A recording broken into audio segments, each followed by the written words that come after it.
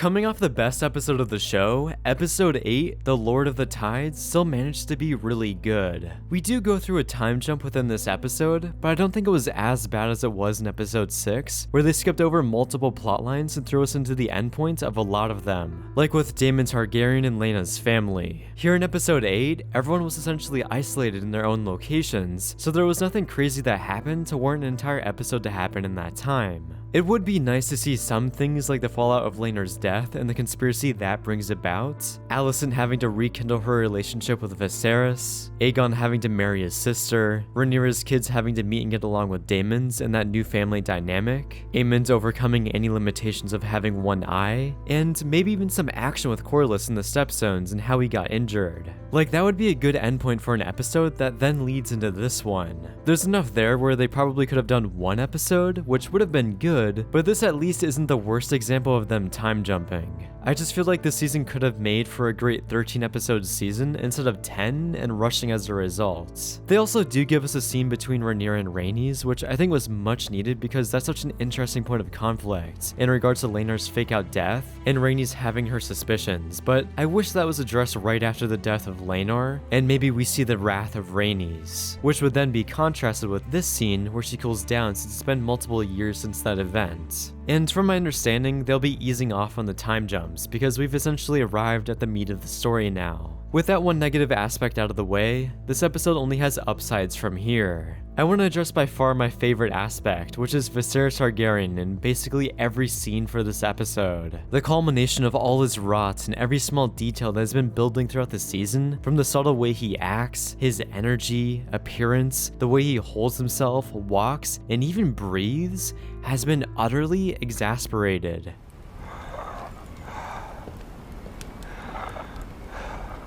Now he's at the peak of his illness, and he's practically a different person. The transformation of his character from the first episode to this one is just astounding. I also love how they are using VFX in this episode to make his appearance even worse on top of everything. Like this shot where he's shirtless and his body was so skinny makes Viserys seem alien-like. I don't know if the VFX here was obvious to everyone, but it doesn't bother me at all because the way they were utilizing it was really cool. Along with his face reveal where he's missing an eye and part of his right cheek. It really aids Paddy Considine's performance and makes him mesmerizing to watch. And his general design with his new mask brings back his powerful image. Although I do wish the mask looked more metallic because it looks pretty plasticky. But besides that, his character design in terms of body decay has been extremely detailed and thought out. So that paired with an already great performance will probably earn this man an Emmy, or at least get nominated. He's just so believable in this role that I'm always immersed and by the fact that this man is on his last legs. And it also seems like Paddy is giving his performance with relative ease. Even after a grueling take of him limping down the throne room in pain, he then gets up and starts messing around.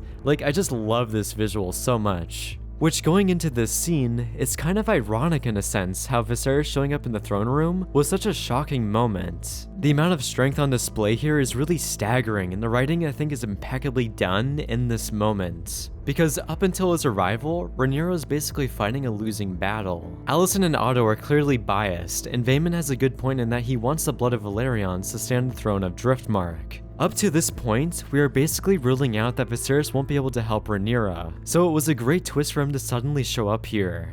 This may technically count as a Deus Ex Machina, which in of itself I find funny that this limping man is a Deus Ex Machina to begin with, but it was set up that he expressed interest in having dinner, so it's believable for him to show up since he may have a burst of energy. There are two other aspects that really sell this moment, which is Ramin Djawadi's triumphant score, and the director dedicating an entire 4 minutes of Viserys just limping to the throne. This long duration really sells his struggles, and without the music to punctuate how big of a deal this is, that it wouldn't have been as grand. Like, imagine the scene without the music and it's just Viserys limping across the throne room. It flat out wouldn't work. So Ramin Djawadi is great as always, and even has another moment to shine later on in the episode. But since we are in this scene, we may as well address the elephant in the room, which is Vaemond Valerian. It was so satisfying for him to get mad and finally drop the bomb of calling Rhaenyra's children bastards. It kind of happened in the last episode, but it wasn't as explosive because Aegon was kind of awkwardly calling attention to the fact that they look nothing like Valyrians. But here,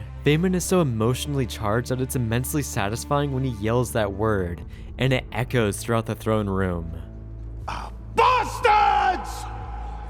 The creators also gave Vaemond quite a bit of screen time before this scene to build up this moment, and even before this episode, it was always leading here. This is kind of like a mirror to Vaemond's eulogy where he's expressing this notion through his eyes, but in this episode, he's getting verbal. Now for Vaemond to yell this in court in front of the king is pretty suicidal and can be seen as dumb, but he seemed pretty overcome with emotions to the point that rational thought left his brain. Then Daemon takes advantage of this and kills him. That was just a perfect moment for Daemon to be Daemon and essentially one-ups his brother in terms of dishing out punishments. Any death in Game of Thrones and House of the Dragon is so great, and I'm excited to see more because this one was like crack. Then for the other standout scene of the episode, we have the Last Supper. And to be honest, I got pretty teary-eyed in this scene and was not expecting that at all. I just felt so sad for Viserys in that brief moment of light he witnesses where he dies knowing that his family rekindled and are happy is such a precious moment that I couldn't help but almost shed a tear over.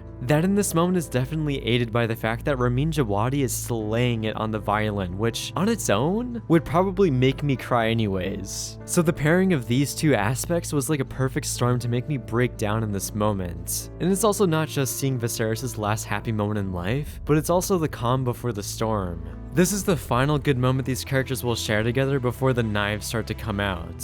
So it's nice to kind of live in this moment and witness what would be in a perfect world without George R. R. Martin coming in to eviscerate everyone's dreams. This 1 minute is definitely one of my favorite moments in the show so far, and its pure beauty is like an instant injection of happiness within my brain. But this moment can only last so long because the boys gotta get out their testosterone and fight. This leads me to want to talk about Aemond because Jesus Christ, this guy looks like a psychopath now. His little smirk is so unsettling. Like honestly, the older versions of Aemond and Aegon look nothing like their younger selves, but I can live with that because Aemond is going to be a very interesting character going forward. Especially since they're kind of setting up something between Daemon and Aemond. But I like how they hold back in this scene and Aemond doesn't lash out after getting hit. They're just slowly holding off on that until shit actually goes down later. Then the final scene wasn't really able to hold the momentum of the last scene, and it ended on a bit of a down note to me.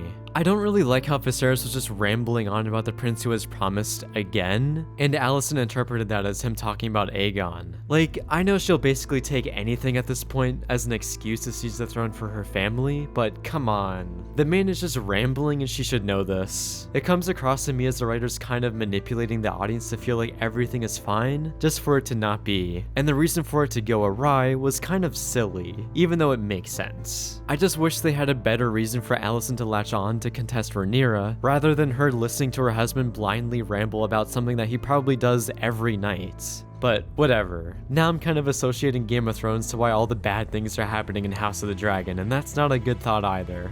Before ending, there were a couple other notable aspects in this episode that I liked, which was the execution of Dragonstone and how Alicent has changed since the time jump. Before, she came across as being very rash and quickly swayed by her emotions to the point of her making grave mistakes. But now it seems like she's learned from that and is more patient and laid back than before, and thinks before she acts. Besides when she's interacting with Aegon, because that guy deserves it. Then for Dragonstone, the design of it in this show is much cooler than Game of Thrones because they're actually in a volcanic area. Before, it never really felt like that and was only expressed in the design of the castle. In House of the Dragon, the sound design here is also much better. You hear the crisp sizzling of the fire and steam permeating in the background, the subtle breeze of them in a big hall, and the bassy booms of the waves crashing on the beach. It really amalgamates into a feeling of this place being real when the sound has so much depth to it.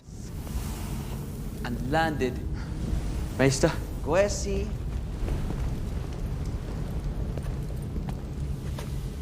I wish we get some more scenes here, but it seems like we'll be in King's Landing on the next episode. Which isn't to discredit the other sets because everywhere so far has been beautiful and the attention to detail has been impressive. Even in King's Landing this episode, they changed the set to match the high towers and it being much colder and stripped back, kind of implying that we're leaving the Golden Age and are heading into darkness. Thank you for watching as always, and let me know what you thought about episode 8 of House of the Dragon in the comments.